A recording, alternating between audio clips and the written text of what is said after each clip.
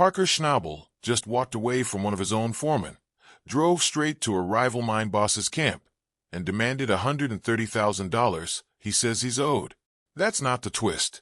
The real twist is who he brought back into his operation just weeks earlier, a guy who had actually left him to go work for the competition. Stick around, because this season, Parker isn't just chasing the biggest payday of his career. He's rebuilding his empire with the same people who once walked away from it. Parker Schnabel has spent more than half his life underground, or more accurately, elbow-deep in Yukon gravel. He started mining at 16 years old on his grandfather's claim, and by the time most people his age were finishing college, he was already running one of the largest placer gold operations in the Klondike. Over more than a decade on Discovery's Gold Rush, viewers have watched him grow from an ambitious teenager into a genuine mining boss, someone now in his early 30s who oversees a fleet of dozens of machines and manages a payroll most small businesses would envy. But heading into season 16, even Parker admitted this was shaping up to be one of the hardest years of his career. The season opened with a 2-hour premiere in November of 2025, and right from the first scene, it was clear the stakes had been raised. Discovery marketed the entire season around a single, staggering number, $100 million in gold, described as the largest combined payday in the show's history, spread across its core crews. For Parker specifically, that meant setting his sights on 10,000 ounces of gold for the year, an extraordinarily ambitious target even by his own standards, with some reporting pegging the value of his personal goal at around $35 million on its own. To put that in perspective, in 14 years of mining, Parker had never once missed a season goal, until the year before this one, when his crew came up just short, banking a little over 6,800 ounces against a target he'd already had to scale back mid-season. That near miss clearly stuck with him. Heading into the new season, Parker leaned even harder into the ground he'd been building toward for years, Dominion Creek, a massive claim he had invested heavily in developing, expanding it into the centerpiece of his entire operation. To make the math work on a 10,000-ounce goal, he committed to running 4 separate wash plants simultaneously, an enormous logistical undertaking that meant coordinating dozens of machines, multiple cuts of ground, and a crew large enough to keep everything moving at once. Reports at the time put his daily operating costs at close to $100,000, covering fuel, equipment maintenance, and wages, expenses that would keep accumulating whether the ground paid off or not. Before a single shovel of dirt moved that season, Parker sat down with his 2 lead foremen, Mitch Blaschke and Tyson Lee, and didn't sugarcoat what was coming.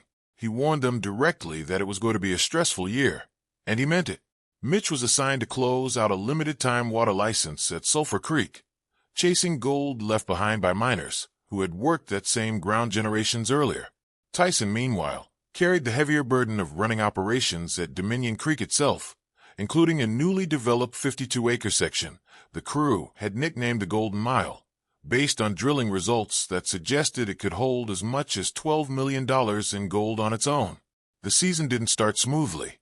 Winter runoff had left Dominion Creek's pay dirt buried under nearly 3 feet of solid ice, and a mechanical failure in the pre-wash conveyor system delayed the very first sluice run. It's the kind of setback that, on a normal operation, might just mean a rough week. On an operation carrying a $100,000 daily burn rate and a 10,000-ounce target, every lost day mattered. But the story that really came to define the early part of season wasn't about ice or broken equipment. It was about people, specifically, who Parker chose to bring back into his operation and who he chose to go after. Brennan Roalt had worked for Parker in previous years before eventually moving over to join Kevin Beats, son of longtime Klondike veteran Tony Beats, as Kevin tried to establish himself as an independent mine boss running his own claim at Scribner Creek. For a while, that arrangement held. But partway into season 16, Brennan made the decision to leave Kevin's crew and rejoin Parker's operation, stepping back into a foreman role alongside Mitch Blaschke at Sulphur Creek. Coverage of the move framed it plainly. Parker was reuniting with someone who already understood how his operation worked, at a moment when he could least afford ramp-up time or rookie mistakes. That return came at a real cost to Kevin Beats, who was already fighting an uphill battle in his second year running his own claim. Losing an experienced foreman mid-season put even more pressure on an already thin crew, and it wasn't the only hit Kevin took. Not long after Brennan's return, another one of Kevin's crew members, a young mechanic and equipment operator named Caden Foote, also left to join Parker's team, drawn by the pull of working for one of the most established operations in the Klondike. For Kevin, watching two of his people move over to a rival mine boss's camp in the same season was a serious blow, one that added strain to an operation already dealing with equipment breakdowns and staffing shortages of its own. Then came the moment that turned tension into open confrontation. Parker showed up at Kevin's camp unannounced, and the visit wasn't a friendly check-in between fellow mine bosses. Parker was there to collect on a debt, roughly $130,000, that Kevin owed him for equipment he had previously acquired from Parker's operation. For Kevin, still trying to prove himself as a legitimate mine boss independent of his father's shadow, being publicly pressured for repayment while simultaneously losing crew members to the same person he owed money to made for one of the more uncomfortable stretches of his young career as an operator. Meanwhile, at Dominion Creek, the numbers slowly started to build. Sluicifer, one of Parker's primary wash plants, delivered a run of just over 270 ounces, worth close to $950,000. Wash Plant Bob, after a difficult logistical move up a steep ramp and through a narrow dike to reposition it on higher ground, added another 96.5 ounces worth over $300,000. At Sulphur Creek, Mitch's operation pulled in just over 300 ounces valued at roughly $1 million. Added together with earlier totals, Parker's season climbed past 3,500 ounces, worth close to $12.5 million at that point in the year. Solid progress, but still a long way from the 10,000-ounce target he'd set for himself. It's worth pausing on just how enormous that kind of production actually is in the context of placer mining as an industry. Most independent mining operations in the Yukon consider a season that produces a few hundred ounces a genuine success. Parker's operation was processing that much value in individual wash plant runs, week after week, and even then, he was behind pace on an internally set goal that would have been considered wildly unrealistic for almost anyone else in the business. That gap between what counts as success for an average crew and what counts as merely on pace for Parker is part of what makes his operation such a consistent focus of attention within the mining community and among the show's audience. The financial pressure wasn't limited to Parker's own operation either.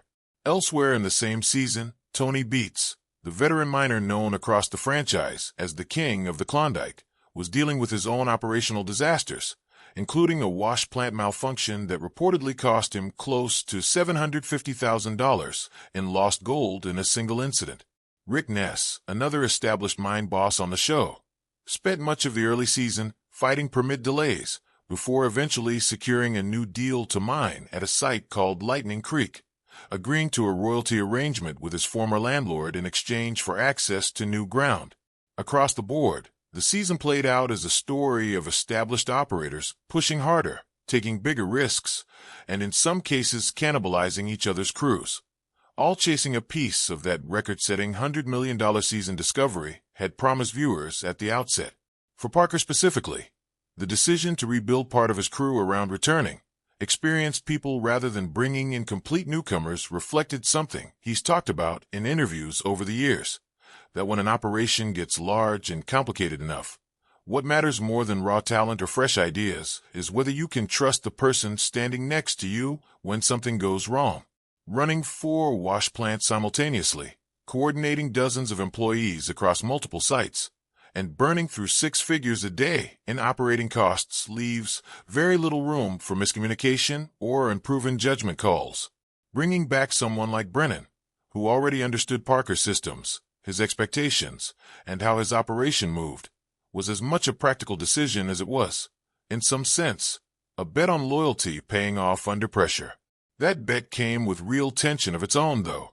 Reuniting with former crew members while simultaneously pursuing an aggressive, record-chasing production target meant there was very little tolerance for the kind of learning curve that normally comes with any staffing change, even one involving people who'd worked together before. Years apart meant technology had moved forward, Parker's own systems and expectations had evolved, and the operation itself had grown substantially larger and more complex than it had been the last time some of these relationships were active on a daily basis. whether old trust could hold up inside a much bigger, much more pressurized version of the same partnership was, in a real sense, an open question the season was actively testing in real time. As the season progressed deeper into winter, the core challenge facing Parker's operation became less about personnel and more about the calendar itself. Mining seasons in the Yukon are short by necessity, dictated by a narrow window between spring thaw and the first hard freezes of the following winter, and every additional week spent solving equipment problems or navigating staffing changes ate directly into the time available to actually process ground and hit that 10,000-ounce target. Parker's decision to spread his operation across multiple sites, including Dominion Creek's newly developed Golden Mile section and the limited-time opportunity at Sulphur Creek, meant that resources, machines, fuel, and manpower had to be constantly shifted and reallocated based on which location was performing best at any given moment, a logistical puzzle that added complexity on top of an already demanding production goal. Whether Parker's operation ultimately closed the gap on that record-breaking 10,000-ounce, roughly $100 million combined season target became one of the defining storylines of the year, playing out episode by episode as production numbers climbed, setbacks piled up, and the relationships within his rebuilt crew were tested under conditions few other placer mining operations in North America ever have to face. What is clear, regardless of the final tally, is that Parker Schnabel's approach to building a mining empire has increasingly become about more than machines and ground data.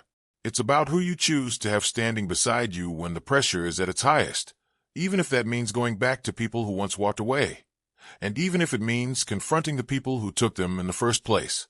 If stories about the real financial stakes, real rivalries, and real gambles behind modern placer gold mining interest you, stick around, because seasons like this one rarely stay predictable for low.